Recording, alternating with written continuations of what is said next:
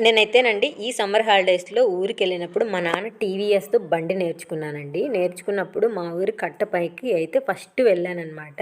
వెళ్ళగానే సడెన్‌గా కార్ అడ్డం వచ్చేసింది. ఎటెళ్ళాలో అర్థం కాలేదు. ఆ కార్‌లో కొంతమంది బాయ్స్ ఉన్నారండి. వాళ్ళైతే కొంచెం వెక్కిలి చేష్టలైతే చేశారనమాట. నేను అదే ఆలోచించుకుంటూ వచ్చి ఒక టర్నింగ్‌లో అయితే ధమాన పడ్డానండి. మా నాన్న అక్కడే కూర్చొనున్నాడు. ఎవ్వరు చూడకూడదనుకున్నానే వాళ్ళే చూశారు. రేపు నుంచి నేను బండెత్తుకుంటే మా నాన్న "నువ్వు అస్సలు ఎత్తుకోవాల్సిన అవసరం లేదు. పిల్లలున్నారు. నీకేమన్నా భయముందా?" అని తిట్టేస్తాడనమాట.